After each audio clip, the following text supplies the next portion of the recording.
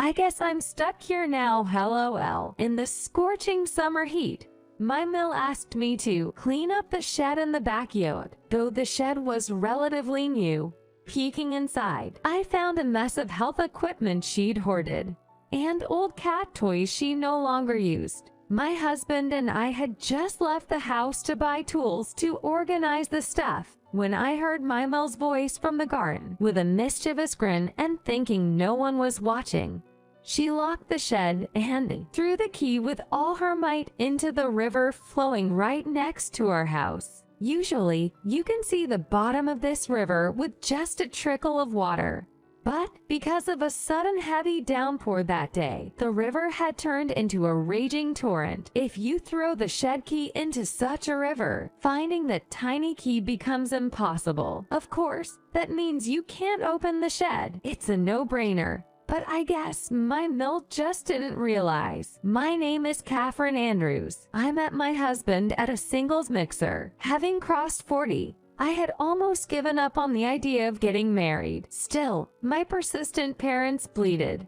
And even though it felt like a chore, I attended the singles mixer. The singles event I attended was one where slightly older men and women gathered. There were folks like me, who felt perhaps marriage wasn't for them anymore, and others who hadn't given up hope on marrying just yet. It was that kind of event. Though the main idea was potential marriage, having our parents present was somewhat embarrassing. Once the party began, various activities took place, and the atmosphere livened up. I, not feeling in tune with the environment, retreated to a corner and sipped on my drink alone. Then, a man who seemed as out of place as I did approached. This man would become my husband, Bob. At first, we merely exchanged stiff greetings, but as time passed, our similar tastes led to lively conversations, and we lost ourselves in the joy of the moment. Our most animated discussion with Bob centered on our mutual love for animals,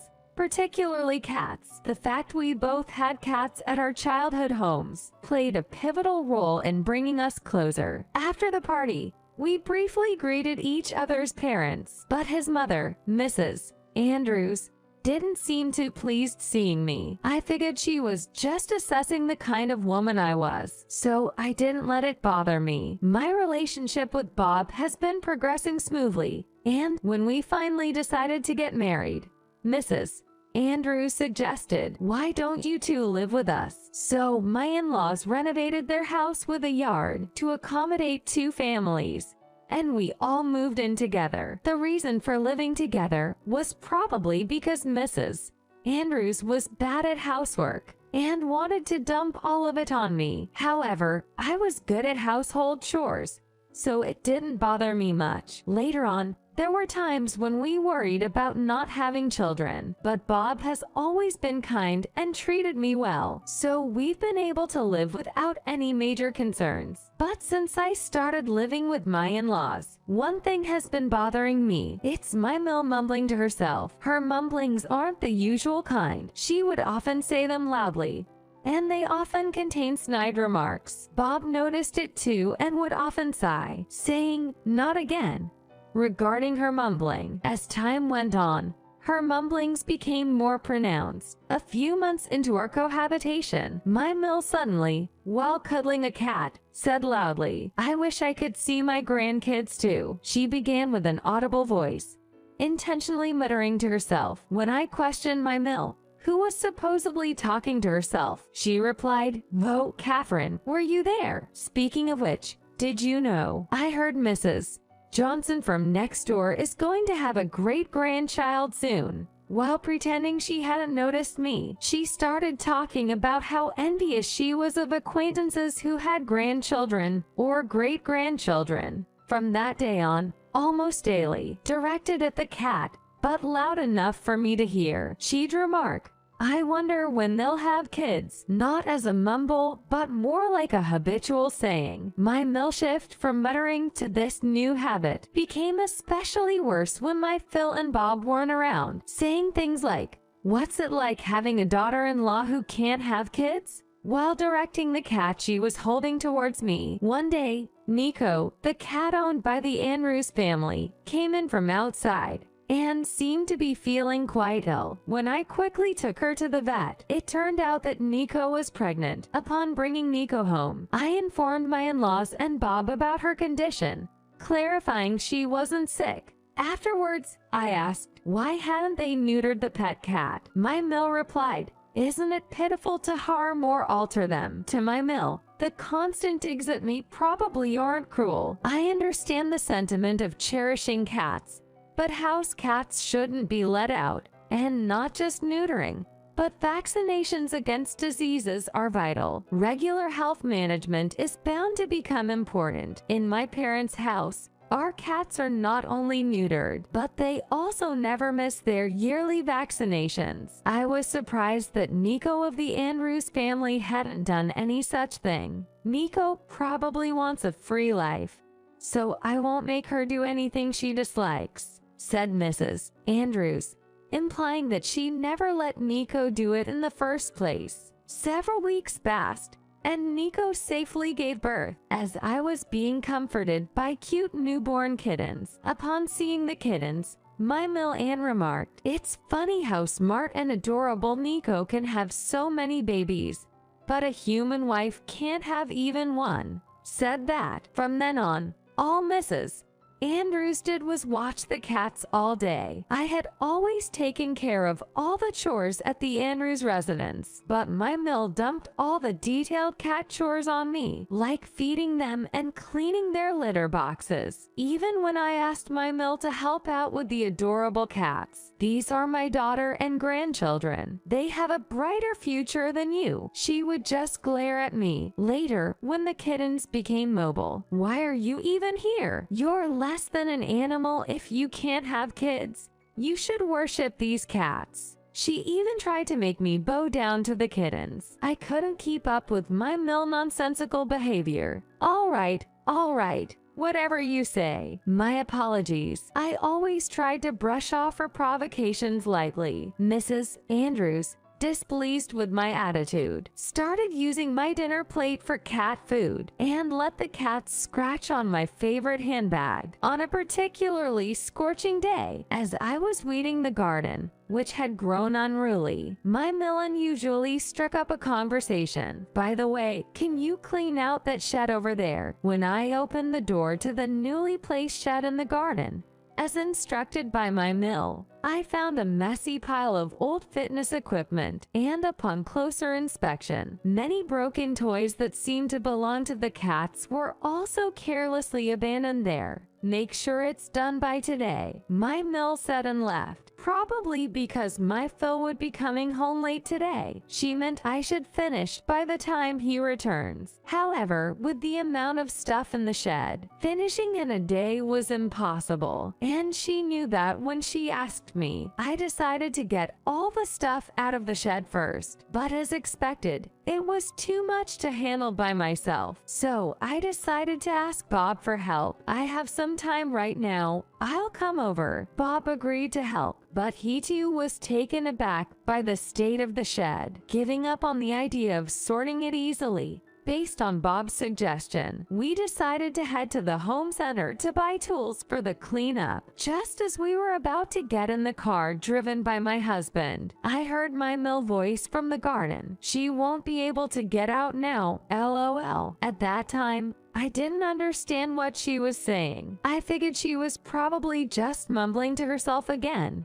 so I didn't pay any attention and went out to shop. Upon arriving at the Home Depot, Bob was enthusiastic about remodeling the inside of the storage shed. He mentioned wanting to get it done before my Phil got home, but Bob kept adding item after item to the shopping cart. Apart from shelves like bookcases, there were also boards and lumber, and being a meticulous guy, Bob bought a lot more than I expected, making the trip longer than anticipated. Our car was so packed with tools and materials that not only the trunk but also the back seat was filled. When we got home, I could hear my Mel's voice from inside the house. Nico, where are you? As I opened the front door, she looked at me with a puzzled expression. We're back.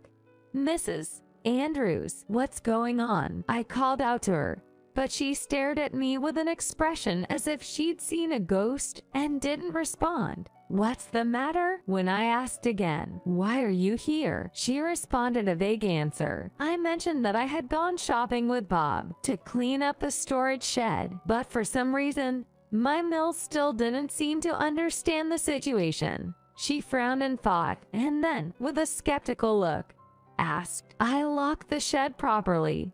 So how come you, who should be inside, are here? There's no way you could have gone out," she said, suddenly glaring at me. "What are you talking about?" Confused by my question, my Mill kept repeating herself. "It's odd. If I lock the shed, you shouldn't be able to get out." To any observer, the one acting strange was clearly my Mill. When Bob and I checked the shed, we found the door, which should have been open before we left, was now shut. Listening closely to the lock shed, we faintly heard noises from inside.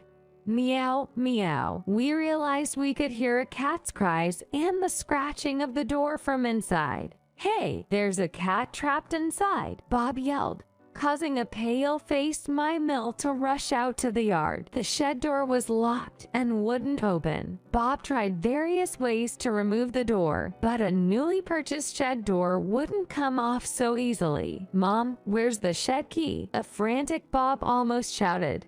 "But that's dumb." Well, my Mill evasively didn't provide an answer. I looked around for another way to open the shed when I noticed my Mill constantly staring at the small stream flowing beside the house. This little stream usually has only a trickle of water, clear enough to see the bottom. However, just for today, due to the heat and the aftermath of the sudden heavy downpours that had persisted for the past few days, the water level had risen drastically, and from the mountains, a large amount of murky gray water containing sediment was rushing down as a powerful current. "Mrs. Andrews, did you possibly throw the key to the shed in that river?" When I asked, my Mill nodded her head slowly, visibly shaking. If she had thrown a tiny key into such a raging river, finding it would be impossible. And without the key, we can't open the shed right now. "Why would you?"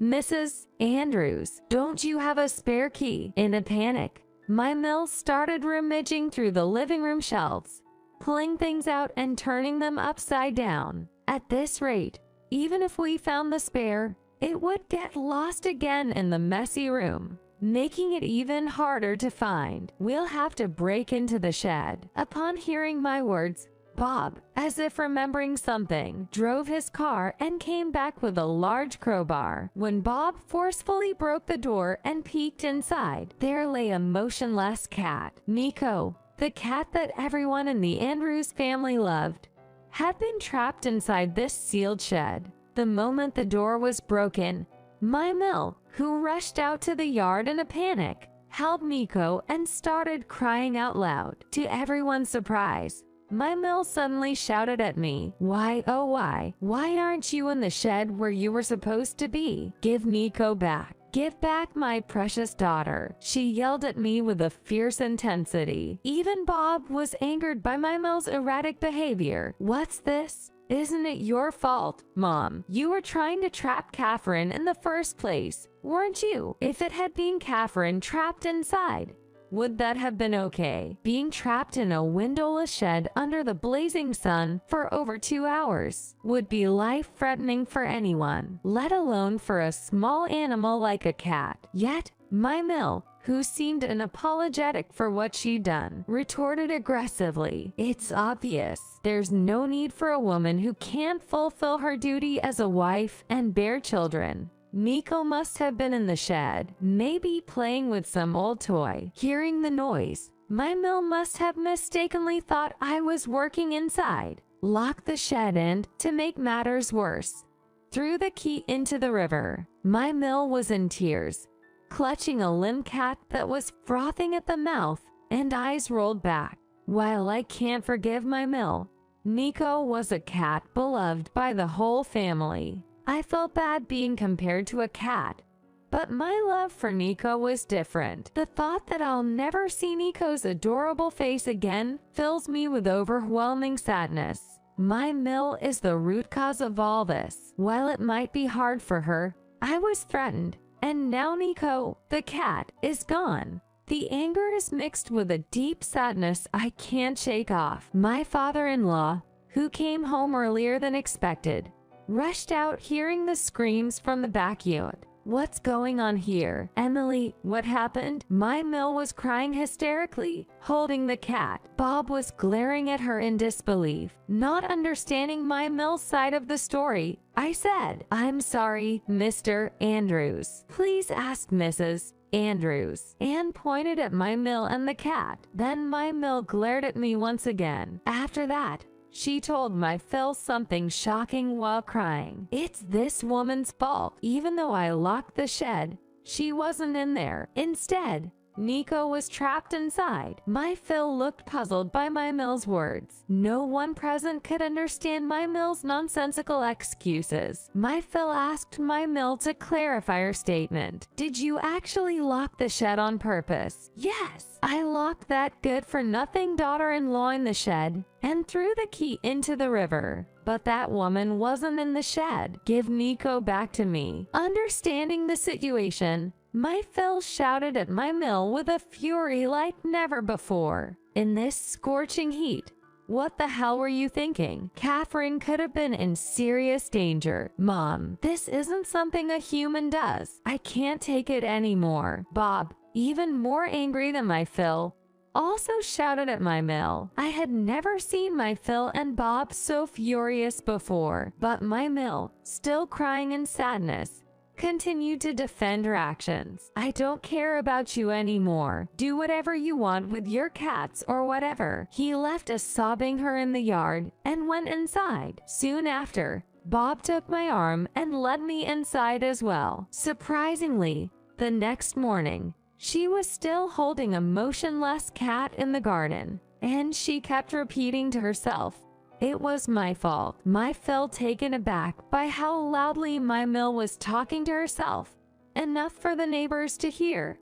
felt he couldn't just let her continue like that. So he forcefully separated her from the cat that had become motionless and pushed her into the bedroom. I used to love cats so much, so I felt truly sorry for Nico, who became a victim because of my Mill's selfish actions. First, I made a small mound of dirt and created a simple little grave for Nico. After that, I held a proper pet funeral with my Phil and Bob. My Mill just stood there, praying in front of the simple little grave I made with some dirt. A few days later, my Mill's attitude towards me didn't change, and the backlash against me got even worse with Nico gone. Bob decided we couldn't live with such a Mill and chose to move out. Bob knew from my Mill's mitterings that I was upset, and he had been thinking for a while that it would be better to live separately from his parents.